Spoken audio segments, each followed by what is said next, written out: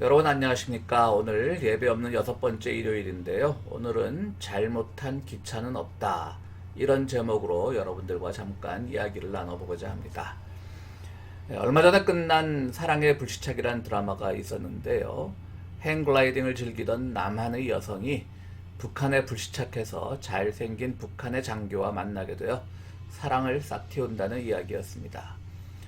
손예진 배우와 현빈 배우가 맡은 두 사람의 운명 같은 인연이 북한 지역의 불시착으로 처음 시작된 것이 아니고 오래전 북한의 천재 피아니스트 현빈의 스위스 유학 시절부터 남한의 부유층 손예진과 서로 기억 못하는 인연이 있었다는 이야기입니다.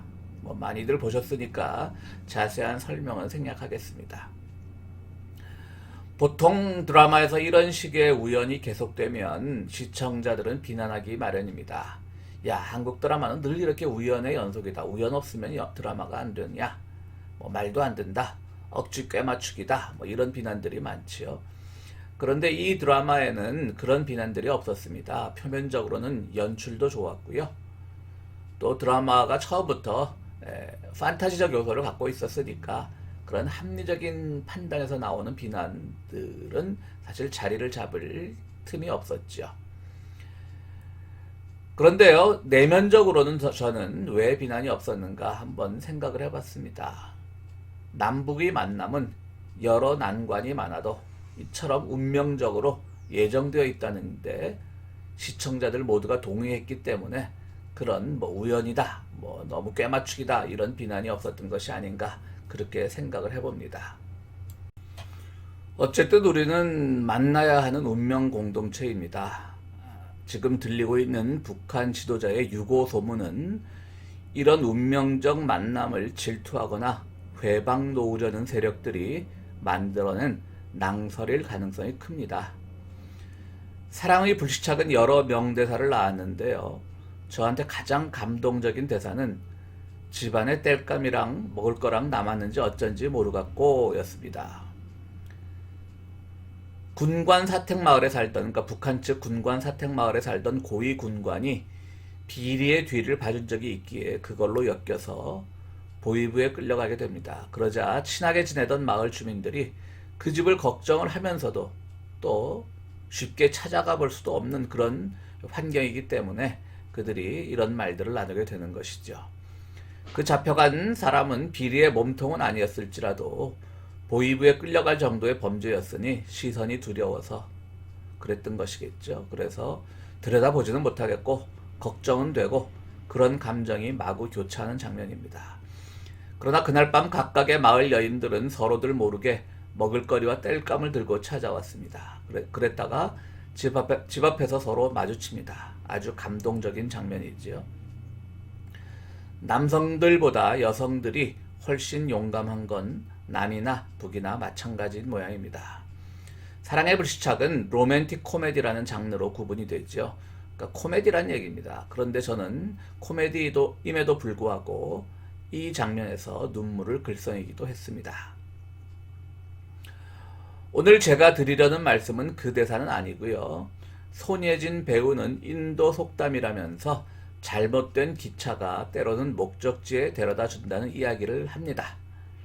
일단 속담은 아니겠죠. 속담하면 보통 몇백 년 묵은 지혜에서 나오는 건데 기차의 역사가 100년 조금 더 되었는데 이걸 속담이라고 붙이기는 좀 그렇고요.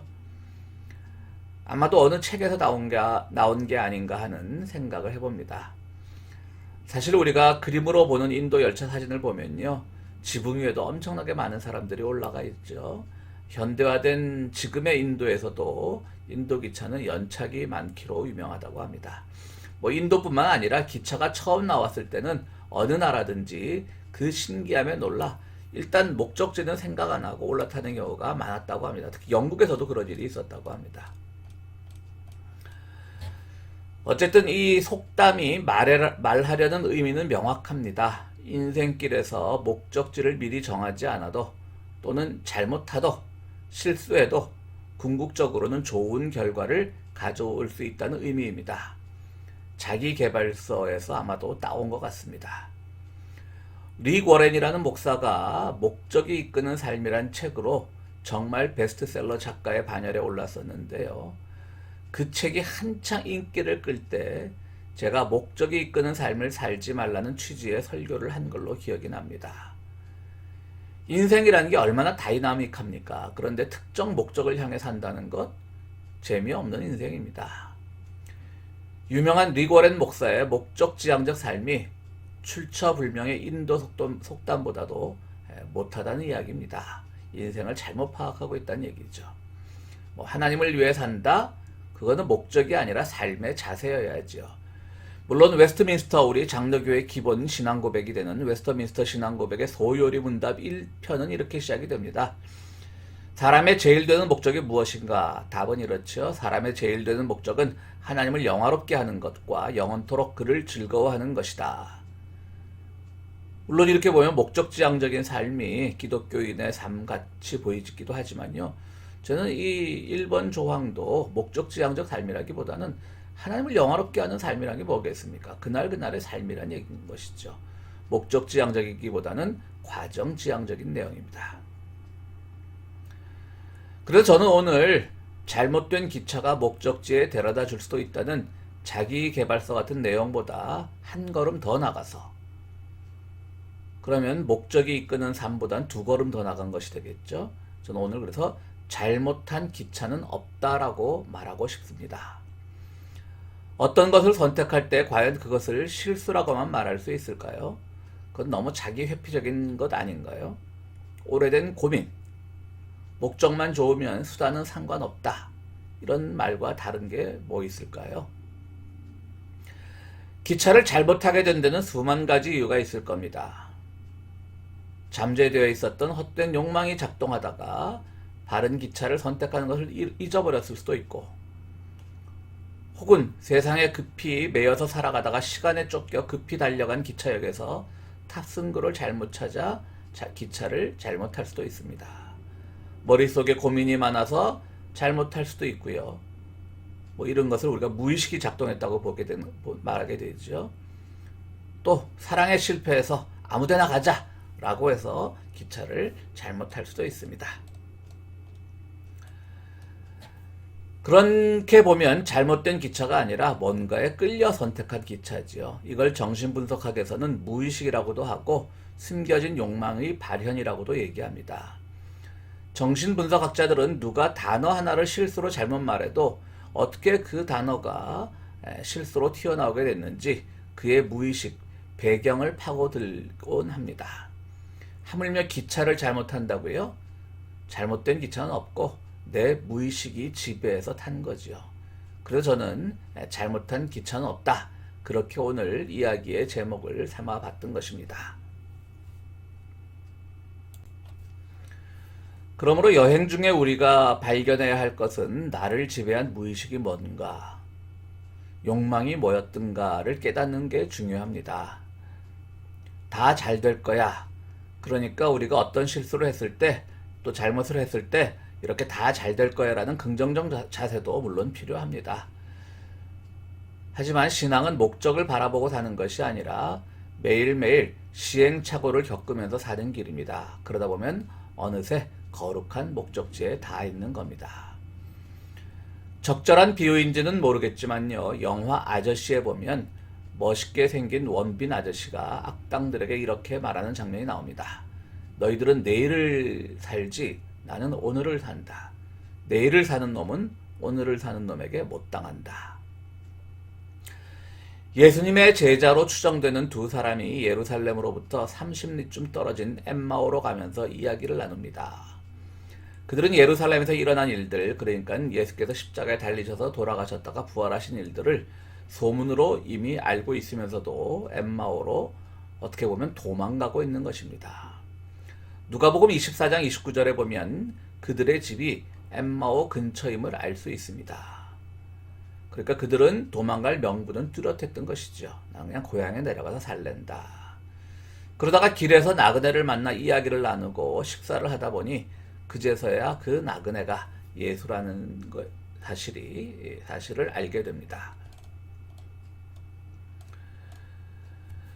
기차 여행에 비교한다면 그들은 기차를 잘못한 걸까요? 아닐까요? 잘못한 기차라면 엠마오라는 목적지는 바른 목적지일까요? 아닐까요? 그들의 안전 욕구, 그러니까 사회가 시끄러운 데 돼서 나는 안전하게 고향에 내려가 있겠다라는 그 욕구가 작동했던 것이겠죠. 또는 예수의 죽음으로 시르에 빠진 좌절일 수도 있고요. 부활의 소문을 듣고 예루살렘을 출발하긴 했지만 믿지 못하는 마음이 그들을 엠마오로 인도했을 수도 있습니다. 그들로서는 합리적인 선택을 한 것입니다. 그들의 선택을 누구도 탓할 수 없습니다. 잘못한 기차라고 말할 수 없습니다. 그들은 자신을 위해서는 분명히 합리적인 선택을 했습니다. 그러나 예수를 만난 후에 엠마오가 목적지가 아니었음을 깨닫고 그들은 발걸음을 돌려 다시 예루살렘으로 향합니다. 저는 늘 이 엠마오 제자들, 엠마오로 가는 두 제자 이야기를 할 때마다 엠마오, 그러니까 불어식 발음으로 하면 엠마우스죠. 그 엠마오 공동체를 이끄는 아베 피에르 신부가 생각납니다. 아베 피에르 신부는 2차 세계대전 중에는 레지스탕스로 활동했고요. 전쟁이 끝난 후에는 빈민과 노숙자를 위한 엠마우스 운동을 전개했습니다. 1554년 겨울 한파가 닥치자 파리에서는 노숙자가 얼어 죽는 일이 속출했습니다.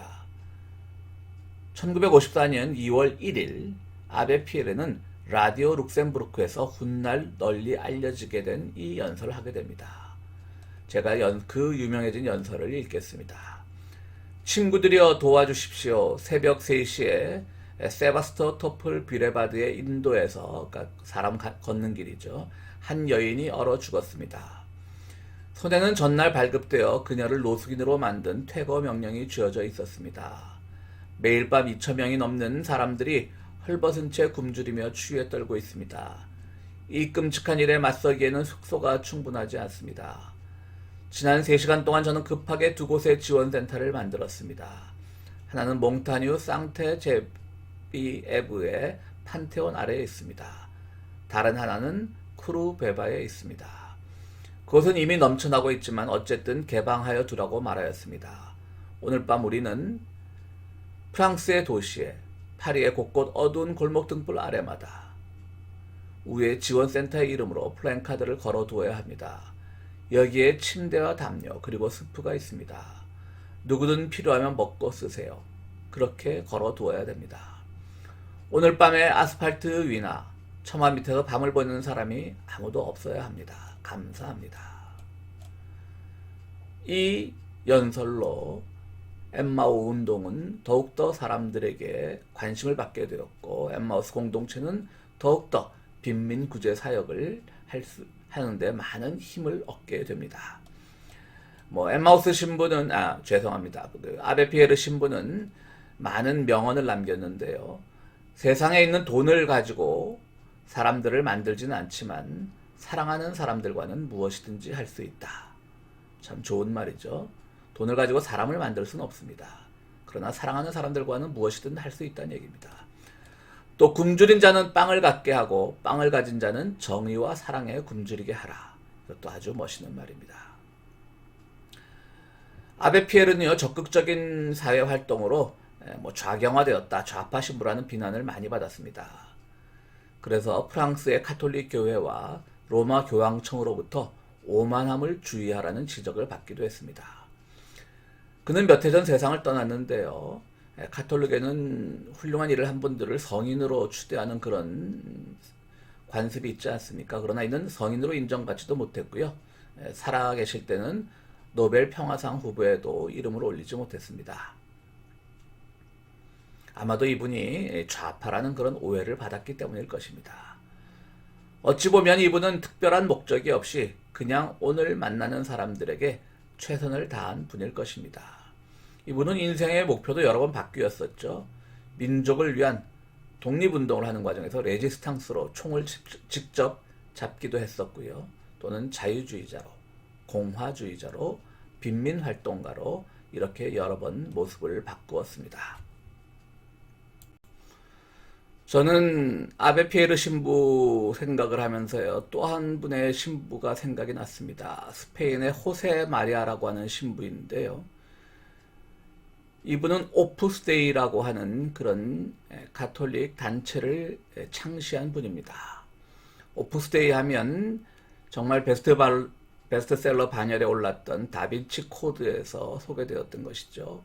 뭐 납치와 감금을 일삼는 가톨릭 내 굉장히 비밀적으로 활동하는 보수적인 단체다. 뭐 이런 식으로 소개가 되어서 오프스데이 하면 사람들의 관심에서 기억에서 아주 좋지 않은 이미지로 남아 있는데요. 그것은 소설이기 때문에 좀 과장된 면이 있습니다. 오프스데이가 꼭 그런 단체는 아니고요. 지금 전 세계적으로 지부를 두고 오프스데이는 아주 활발한 활동을 하고 있는 가톨릭 내 보수적인 단체이면 틀림없지만요. 가톨릭 내 단체입니다. 그런데 오프스데이에는요. 분명히 부정적인 면도 있습니다. 그 창시한 호세 마리아 신부는요. 1930년대 스페인 내전에서 프랑코 총통, 즉 훗날 프랑코 총통이 되죠. 프랑코가 이끄는 그런 왕당파를 지지하게 됩니다. 물론 스페인의 가톨릭 교회가 보수적이기 때문에 호세 마리아만 그랬던 것은 아니고 많은 분들이 그러긴 했었지만요. 어쨌든 스페인 내전이 끝나고 또 2차 대전이 끝난 뒤에도 호세 마리아는 늘 프랑코 정부 쪽에 붙어서 활동을 했습니다. 오프스데이는 당연히 그런 보수적인 기관으로 활동을 했죠. 오프스데이는 일종의 평신도 공동체입니다. 우리가 잘 알다시피 가톨릭은 개신교에 비해서 사제, 즉 신부의 역할이 더 강조되지 않습니까? 그러다 보니까 평신도가 이렇게 참여할 기회가 개신교에 비해서 적은데요. 그런 평신도를 조직하고 또 그들을 하나의 신앙의 주체, 또 종교의 주체로 이끌어낸 것은 분명 장점이긴 하지만 그 과정에서 그는 너무나 이 단체만을 위해서, 이 단체를 어떻게 해서든지 키우기 위해서, 이 단체를 어떻게 자리 잡게 하기 위해서 많은 보수적인 행동을 하고요. 또 너무나 또 정치적인 행동을 하게 됩니다. 그래서 지금 우리나라에서도 오프스데이가 있다고 하는데요. 오프스데이가 처음 들어올 때 그때 추기경은 지금 고인이 되신 김수환 추기경이었죠. 김수환 추기경은 상당히 반대를 했었다고 합니다. 오프스데이는 한국에 들어와서는 안 된다.